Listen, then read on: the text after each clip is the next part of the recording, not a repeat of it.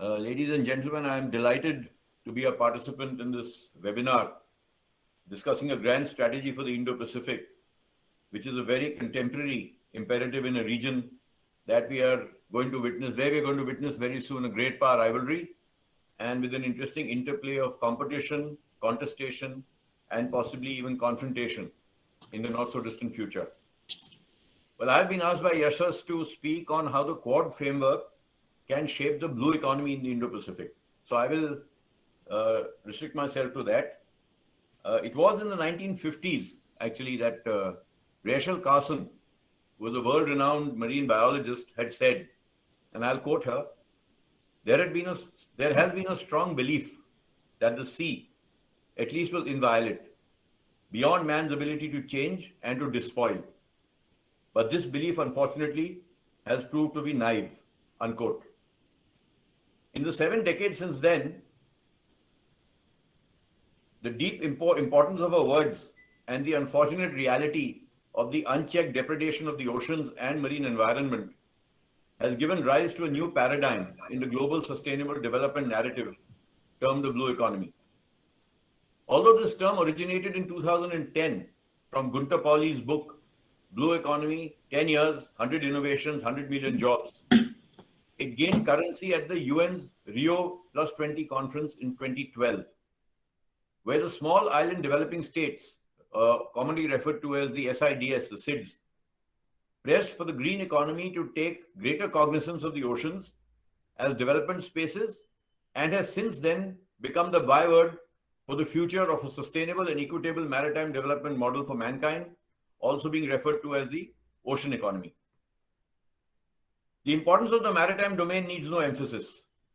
And here I will allude to the 70-80-90 rule, that more than 70% of the world's surface is covered by water, about 80% of the world's population lives on the coast, and over 90% of global trade transits across the world's oceans. It also underlines the importance of the blue economy.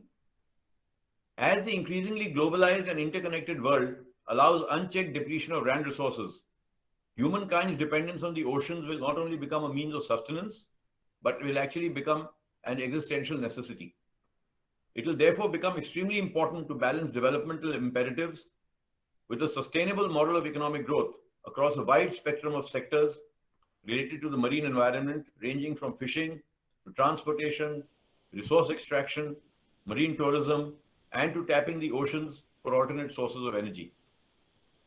The World Bank, in fact, defined the blue economy in 2017, and I'll quote, as a sustainable use of ocean resources for economic growth, improved livelihoods and jobs, while preserving the health of the ocean ecosystem, unquote. This sustainable development is also being increasingly challenged by the phenomenon of climate change. It figures as item number 14 in the Sustainable Development Goals enunciated in the Paris Conference in 2015. The rapid melting of glaciers is disturbing the delicate ecobalance of the global oceanic spaces, leading to higher sea levels, which not only threaten the livelihood of coastal communities all across the world, big or small, rich or poor, but their very survival, with some of the small island developing states, the SIDS, facing the possibility of inundation and even extinction. The vulnerability to coastal degradation brings with it numerous security challenges, both external and internal. As livelihoods are threatened and communities get marginalized, they become susceptible to ideological radicalization and fall easy prey to disruptive forces, as we are seeing happen in large parts of the world. This is exploited by extra-regional powers who encourage destabilization of economies through insurgencies to further their own national interests. Similarly, the increasing incidence of natural disasters, which are also on the rise, also impact the security dynamic. Destruction of life and property puts a further strain on economically challenged governments, and the political leadership is therefore often found wanting. This encourages inimical elements to exploit and prey on the insecurities and fears of the people. Phenomena like piracy, maritime terrorism, refugee exodus, etc. are all manifestations of this. While climate change directly impacts the very existence of nations in some cases, in many others it can do great damage to agriculture, aqua farming, fisheries, etc., and other industries which depend on the sea. Unfortunately, The effects of climate change are not visible overnight, so its deleterious effects are not getting the attention they deserve. We are also seeing a distinct shift in weather patterns. Flash floods are occurring in various parts of the world, with picturesque and benign rivers which have been peacefully flowing through scenic towns and villages for centuries are suddenly breaking their banks and causing widespread loss of life and property. These are all warning signs that we need to heed. The 21st century has seen a distinct shift in the geopolitical and geoeconomic global center of gravity to the east, in what is now referred to as the Indo-Pacific, which, as its very name suggests, has a very distinct maritime orientation. Globalization, interdependence, and interconnectivity have brought the world much closer and blurred traditional geographic boundaries. The rise of China in India, the resurgence of tiger economies of Southeast Asia, the emergence of Africa as an economic force, and the volatility of West Asia, which still retains its primacy as the largest source of energy to most parts of the globe, has also brought with it numerous economic and security challenges to the region. These need to be addressed and regulated through a multinational cooperative framework. The Indo-Pacific is also home to many large and small coastal and archipelagic states, which are wholly dependent on the sea for their livelihood, economic sustenance, and their security. I will not go into the finer details of the Indo-Pacific and its security and economic imperatives, as that has already been covered most eloquently in this webinar so far, and perhaps I will make only a passing reference to them. I will instead focus on the blue economy initiatives that can shape a sustainable development model for this region and how a collective, inclusive, and cooperative capacity building effort can be driven by the Quad. Most of the countries in the Indo-Pacific are dependent on the sea for their energy resources, of which a high proportion is imported from various parts of the world. This itself makes the seas critical to the region's energy security, both as a source as well as a means of transportation, and any threat to either could have disastrous consequences. The need for resources in a region that generates over 60% of the global GDP and is home to over 60% of the world's population is also going to lead to intense competition. Some of the most critical sea lanes of communication pass through these waters, and over 100,000 ships transit through its waters annually. Critical choke points like the Straits of Malacca and the Straits of Hormuz, from where much of the trade and energy flows to this region and to other parts of the world, are vulnerabilities which need to be addressed. Maritime security, therefore, will always be intrinsic to the sustainable development challenges that are bound to arise. The importance of this are already quite visible, as emerging regional powers are challenging the traditional maritime boundaries and trying to change the geopolitical contours of the region itself. This challenge to the status quo is further exacerbated by the presence of large extra-regional powers in the region and their own strategic imperatives. Regional maritime cooperation in the Indo-Pacific is the key to developing a larger blue economy framework for the region. The Quad, or the Quadrilateral Security Dialogue, is one such. Despite being an informal construct of four like-minded maritime democracies in the Indo-Pacific, that is Australia, India, Japan, and the United States of America, it is gradually gaining in importance.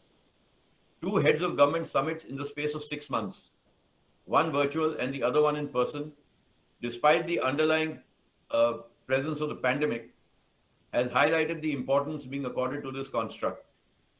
The scale and scope of its charter has also expanded from being perceived to be a purely security-oriented construct into a larger, inclusive, and cooperative capacity-building regional mechanism. It has shed many of its internal divergences and is far more focused on its intent than it was less than 5 years ago. Its underlying objective is to ensure a free and open Indo-Pacific with an adherence to the existing rules-based international order at sea. This includes not only the concept of traditional maritime security, but is also intrinsic to promoting a blue economy model for an ocean economy centered on sustainable development. The nature of the maritime threat in the last few years has grown from the traditional state-on-state conflict to include a plethora of non-traditional, transnational, and hybrid threats, each of which has the potential to dangerously undermine the global and regional maritime ecosystem. This not only includes the safety and security of global trade and energy, but also the exploitation of the seas or the delicate coastal marine ecobalance, or for that matter, even a nation's internal maritime resources, be it their internal waters or river networks. Polluting industries, spewing industrial waste into rivers and lakes, the plethora of plastic in the oceans and along riverbeds, the unregulated exploitation through illegal and unreported fishing, and many more are all areas of concern. Predatory and intimidating behavior by state actors and state supported actors to illegally exploit marine resources is causing grave harm to the delicate marine biosphere, and if allowed to continue unchecked, could create a crisis on the ocean, which would be much worse than what we are seeing currently on land. In recent years, the emergence of China as a major maritime power and its assertive economic diplomacy has been the focus of attention.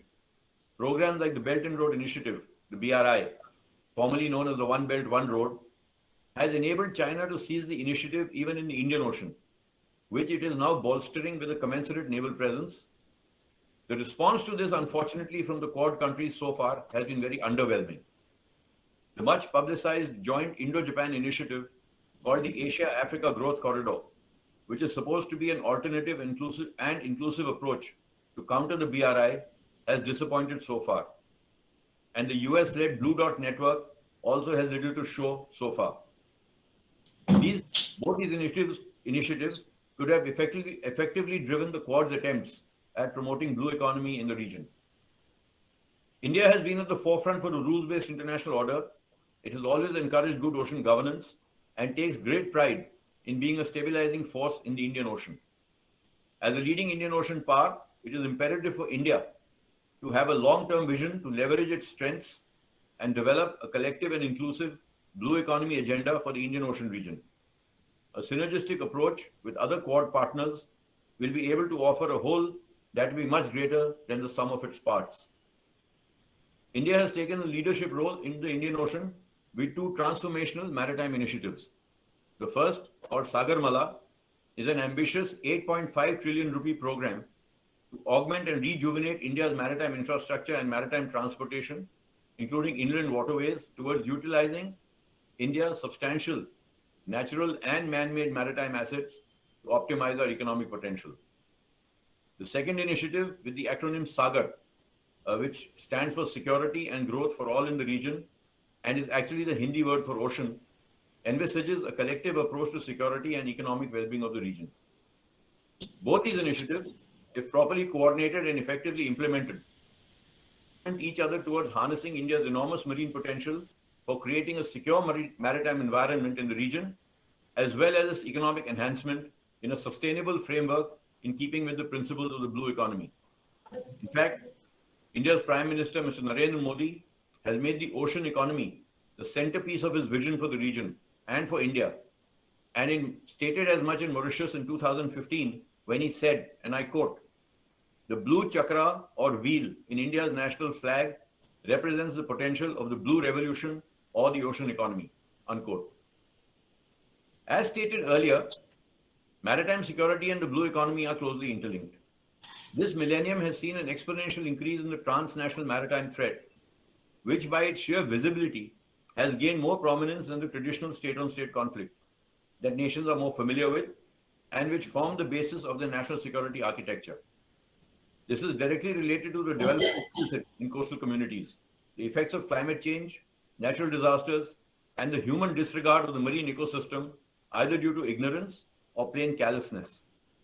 The cost of countering these threats further strains the economy and is often at the cost of social development. Besides the conventional and subconventional security challenges, non-traditional security threats that I alluded to earlier have created their own dynamic. Addressing these first requires a global acknowledgement of the magnitude of the threat and the need to think and act beyond physical and mental geographies. Unfortunately, some of the biggest perpetrators of this are themselves in a state of denial, despite overwhelming evidence to the contrary. The recent COP summit, the COP summit in Glasgow, more than highlighted the dangers posed by climate change, while simultaneously exposing the shallowness of the global response, which is always high on rhetoric, but falls woefully short on delivery. Countries across the globe are unable to rise above national considerations and arrive at a unified and collective approach to tackling this global emergency, which is staring us all in the face. A focused approach by the Quad through individual governments, global and local industry, non-governmental organizations, community outreach programs, and many such initiatives can offer a way ahead. Initiatives such as the Sustainable Development Goals are at least generating a discussion and some action, which is a good beginning. Nearer home, the Indian Ocean Rim Association, IORA, has included sustainable development in its agenda, and it has been the topic of discussion at numerous maritime conferences in the region. It is mechanisms such as these, coupled with smaller regional groupings like BIMSTEC, SAARC, East Asia Summit, and executive level groups like the Indian Ocean Naval Symposium, which India needs to leverage to take leadership in the blue economy initiatives in the region. The Quad countries are all large economies with strong democratic credentials and a robust maritime capability. They have the capacity to shape global opinion and should therefore leverage their leadership positions in various multilateral organizations at the regional and global level to shape the responses and the outcomes for a sustainable regional maritime economy. They must take the lead in promoting blue economy initiatives and inclusive capacity building. Both capacity building and capability enhancement will go a long way in gaining the confidence of the smaller players, the support of which in global and regional institutions will greatly help leverage the perception of the Quad as a force for good. The Quad countries must regain this advantage through a multi-dimensional and multi-sectoral approach. Confidence building measures and capacity building in this area through a robust information sharing mechanism, training programs, bilateral and multilateral exchanges and exercises, interoperability, support in augmenting force levels and technologies, and providing maritime domain awareness to counter threats are some of the areas which will threatening culture of mutual trust and confidence. Another area where the Quad, with their collective science and technology skills, can support blue economy initiatives is to effectively harness the power of the sea and rivers to deliver economic benefits while minimizing the resultant environmental marine degradation. Many of the countries in the Indo-Pacific continue to exploit the sea with traditional and archaic practices with suboptimal results which are damaging to the environment. Hence, the Quad countries could include sophisticated methods of aqua farming or electricity generation from wave technologies, or even for that matter, oil and gas exploration. These are just some illustrative examples to highlight my point.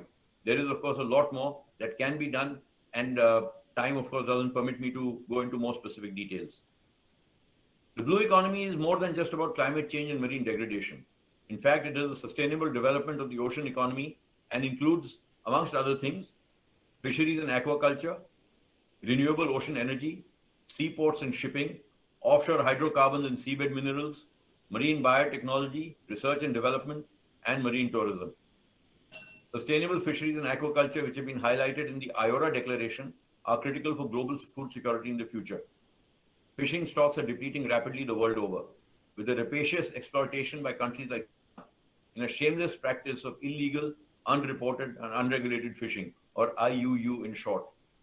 In fact, I think last year it thought nothing of sending its fishing fleet to the Galapagos Islands and fishing in a UNESCO World Heritage Site, which was meant to protect the fragile eco-environment there. Another area is the focus on renewable ocean energy, which can greatly alleviate the forthcoming global energy crisis and mitigate the effects of the current polluting methods of generating power. However, this would require major investments in developing a sustainable and responsible infrastructure and has to be supported by nations having such technologies through work-sharing arrangements and other means of incentivizing those nations less inclined to accord it that due priority. Shipping remains the cleanest, safest, and most economical means of transportation across the globe. But the large number of ships and other watercraft plying the oceans, seas, rivers, lakes, and inland water transportation systems are generating a considerable carbon footprint, which needs to be reduced with cleaner and more efficient means of marine transportation. Electric propulsion and autonomous technologies are gaining currency. Though personally, if you ask me, I have my own views on the world's fixation with electric power, particularly when it comes to powering cars and other means of transportation. The environmental hazards are not getting the attention they deserve. The Indo-Pacific has become the hub of global trade. And now even Eurocentric nations like Germany and the Netherlands have articulated their own Indo-Pacific strategies, as also has the EU. France is a resident Indo-Pacific power and has vital interests in the region, as more than 90% of its EEZ lies here. UK, with Prime Minister Boris Johnson's vision of a global Britain, is also seeking a role in this region. The Quad, therefore, can be the fulcrum to leverage the strengths of these developed nations to invest effort and capital in the region, along with the regional powers. There are robust multilateral mechanisms like ASEAN, the East Asia Summit, the ASEAN Regional Forum, the ADMM Plus, BIMSTEC, etc., to create the necessary synergy and singularity of purpose towards the common goal of sustainable development. These can become the drivers of blue economy initiatives through enhanced connectivity, adopting each other's best practices, establishing effective regulatory frameworks, sharing technology and human resource, developing infrastructure, and a host of other measures to enhance effective security and sustainability of the marine environment.